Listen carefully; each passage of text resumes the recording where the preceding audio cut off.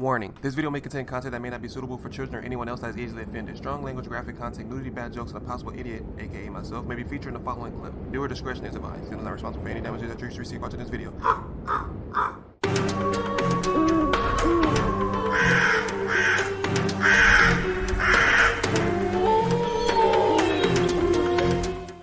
Hey, what's up, y'all? It's Zemza. Welcome to 3 True Scary Best Friend Horror Stories. This video is by Mr. Nightmare, so if you guys haven't already, be sure you swoop down to the description box, click on the link, go watch the videos in entirety while me pausing and stopping and talking through the whole thing. Yo, thank you guys so much for all the recent support, man. Keep doing what you guys are doing, and the videos will keep coming. I'm kind of curious how this is going to turn out because I don't know what's scary about best friends unless your best friend's a serial killer or they tried to kill you in your sleep, or I don't know, maybe your best friend was kidnapped or something, you know, you never know. But if you guys haven't already been, hit that like button, hit the subscribe button, support your boy. But for now, let's get it. Story 1. This is a very delicate personal story of mine, so I'm gonna change names and small details around so nobody may recognize it to be me. That's a big ass bed. I'd been good friends with a girl named Jess for almost 6 years, since high school basically. We even went to college together and dormed together when we were in our junior year of college. We moved out of the dorms and into an off-campus apartment. It was a 3-bedroom apartment, and our third roommate was our friend Stacy. We were less close with Stacy, but we had no problems with her. Less close with Stacy, but had no problems with her. So Stacy is unknown at this point. So Stacy may or may not be a killer, or she may just be like Ashley from the last video during a live stream, bro. We never know. In fact, the 3 of us would go out together on the weekends. I just had more of that best friend tell everything vibe with Jess, if you know what I mean. It was the spring semester, spring break was approaching, and we were planning the days we'd be going home. Stacy and I were planning on leaving the same day. Jess was going to be staying an extra day because she said she needed to work one final shift at her job. So the day came that Stacy and I left. I said bye to Jess, even though I would probably be seeing her the next day at home. I left and hit the road. But you ever forget something, and when you remember it, it hits you like a brick? Yep. That was what happened to me while on the freeway. My phone. I pulled to the side of the road in a hurry and checked my bags for my laptop. I checked my backpack too. I realized I had forgotten it. I had driven half an hour already. Ooh. Now I had to go back just to get my laptop. That's the worst. As much as I didn't want to, I had to. Yep. I couldn't go almost 2 weeks without my computer, so my half-hour drive back to the apartment began. When I got back, I let myself in and called for Jess, ready to tell her what an idiot I was. She didn't call back, so she didn't appear to be in the apartment. Uh-oh. Her door was wide open though. She got clapped. Usually kept it shut, especially when she wasn't home. I checked my room for my laptop up and down, but I couldn't find it. Curiously, I walked to Jess's doorway and looked into her room, and there it was. My laptop was open on her bed, next to her laptop. Why didn't she call or text me? I went to pick it up and saw my laptop was signed in. She somehow got into my account. That meant she knew my password. I switched to looking at her laptop. It got worse from here. There was a folder open, containing a bunch of pictures. Pictures of me. She stole her nudes, boy. She did that little TikTok challenge. She was like, put your head on my shoulders. That's some scary stuff. And maybe she heard her coming, she left. But if I was her, I would probably grab my laptop and get out of there. Or maybe it wasn't Jess. Maybe it was Stacy and tried to frame Jess. And then Jess came back and killed Stacy, which is why she's not there right now. No, I was kidding. That's kind of too far-fetched. That's too much of a plot twist. But, man, I wonder what Jess is up to. Some of the most disturbing pictures I found were pictures of me passed out on the couch after drunk nights out, and pictures of me in a towel, either in my room or in the bathroom. My heart was racing. I shut my laptop and started searching her room, her closet specifically. No, get out of there. I found a number of my belongings, mostly articles of clothing. Some I won't mention because it's disturbing and embarrassing. I grabbed all my stuff I could find and stormed out. She took her I glizzies. locked my bedroom door and left the apartment. I didn't call Jess. I called my parents as soon as I got back in my car. They didn't have any words. They couldn't even give me advice because this was so messed up. That's scary. By the time I got home, I saw Jess blocked me on everything. Instagram, Snap. I assume she blocked my number too, but I never tried contacting her again. By the time I got back to the apartment a week and a half later, all of her stuff was out of the apartment. I didn't see her again for almost a whole year, until she was out with our mutual friends and we ran into each other. She wouldn't even look at me. She couldn't even gather the courage to confront me about it. The person that I thought was my best friend for 6 years. Sick, twisted stalker storing lewd pictures of me and stealing my belongings. This brought to light an incident that happened our first month in the apartment. I I was drunk after a night of drinking, and I woke up shortly after falling asleep to a sound in my closet. I remembered sitting up, rubbing my eyes, and looking around the room, thinking I saw and heard someone in the closet. I was so scared that I ran to Stacy's room screaming because her room was closer. By the time she went to check the room with me, the closet was empty, and Jess allegedly never woke up to come check the commotion. It made sense to me now. Because Jess She was in my closet that night.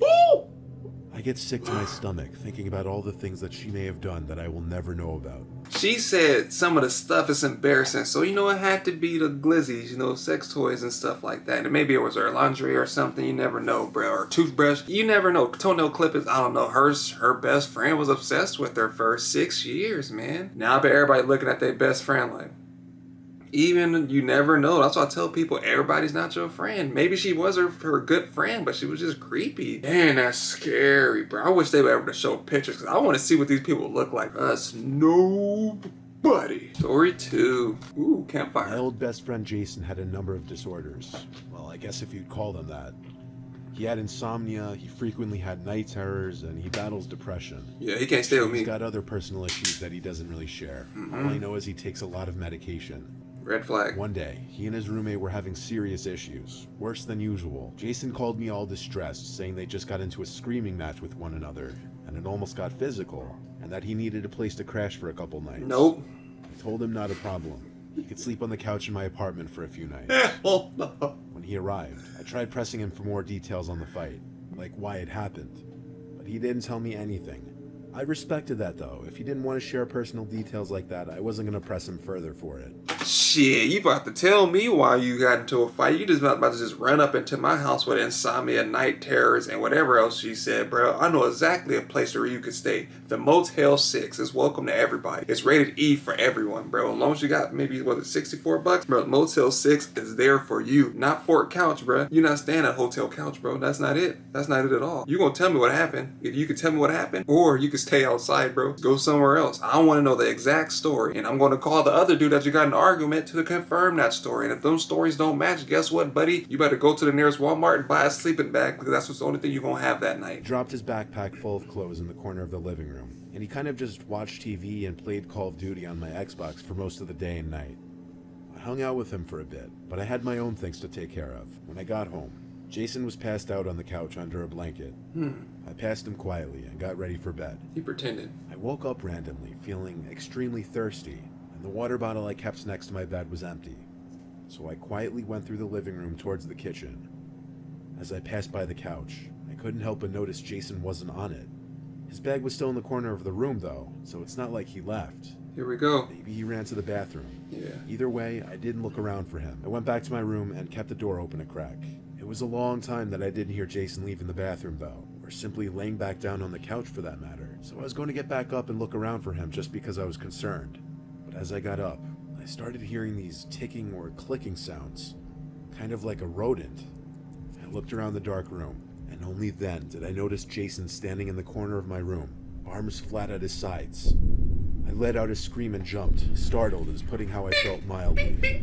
Yes, even in this dark room, I was able to realize it was Jason. I threw my pillow at him and yelled, "What the actual hell are you doing?" He flinched and he stopped making the ticking noises, then walked out of my room in this stiff, creepy manner.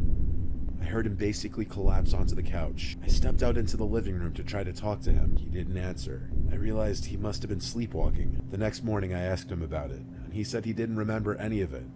I asked him if he tends to sleepwalk. He said no, or at least not that he was aware of. But other than that, the day was pretty normal. We chatted and hung out in the living room for a while. Then I had to go out and run some errands.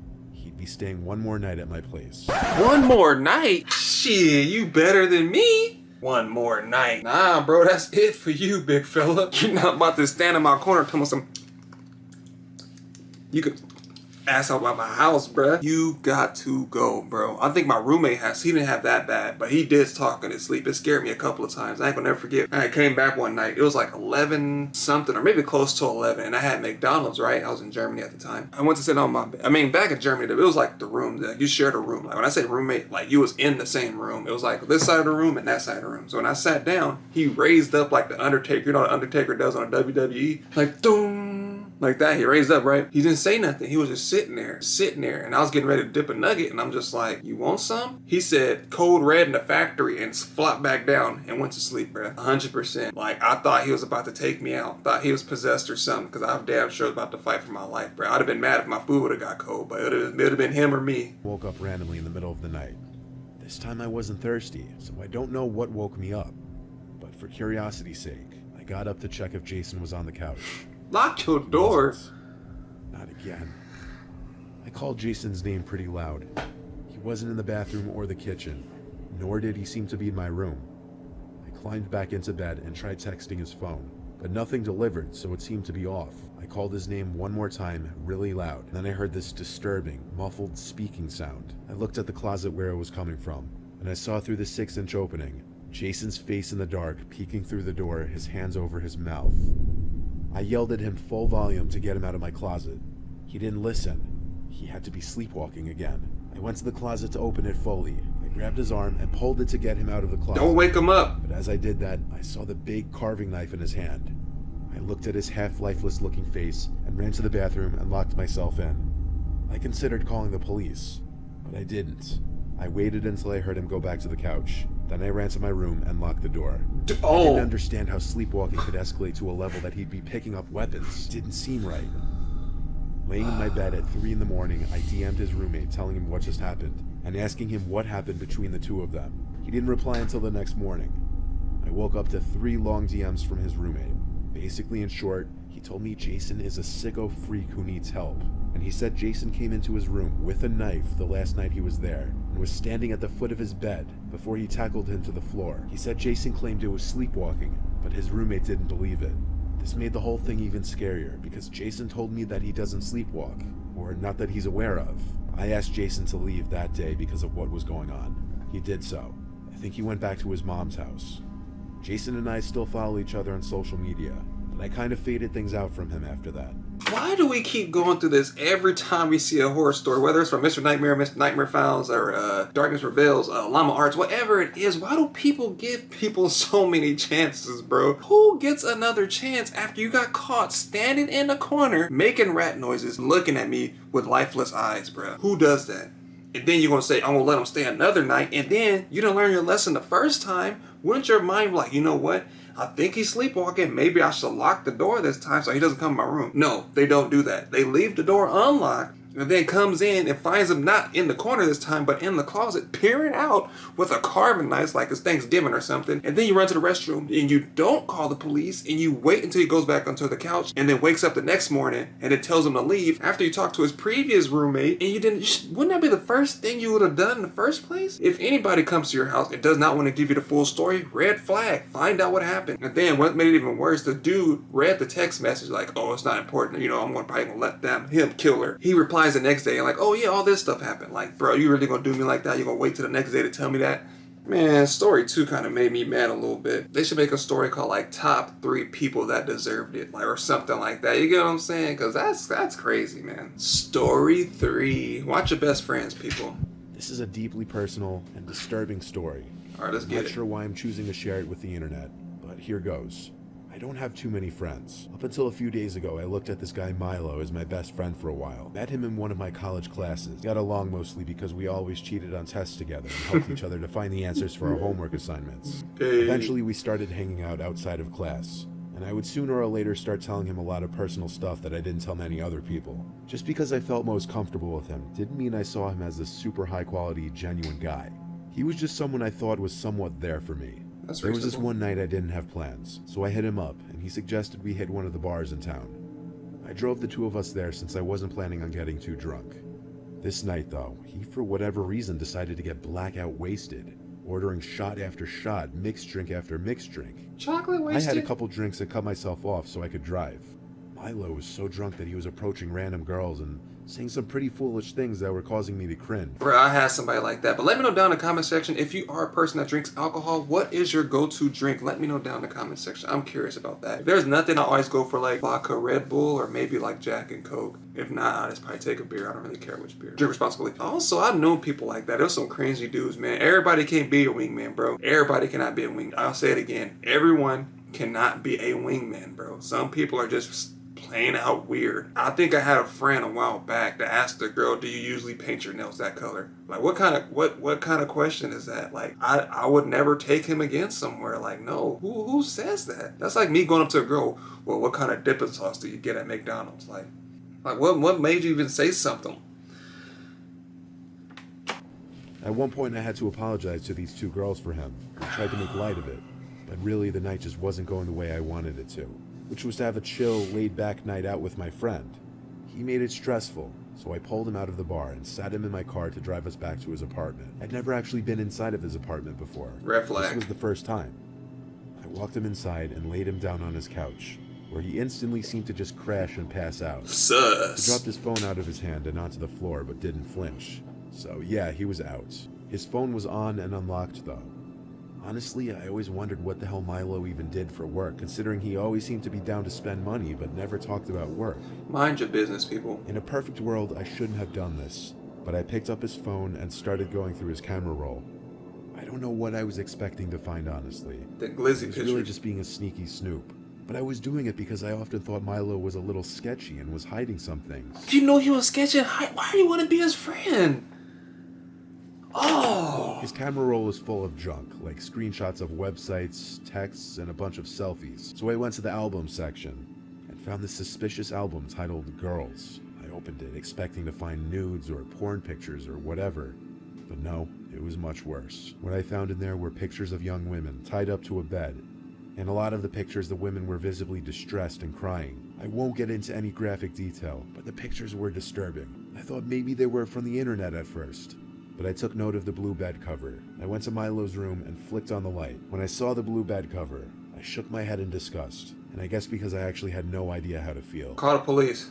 I sent a couple of the pictures to myself, then deleted the texts off his phone. I put the phone back on the floor next to him and left. The next day he texted me, I know you went in my room. We need to talk now. Follow that up with, if you saw any pictures, they were just role-playing pictures.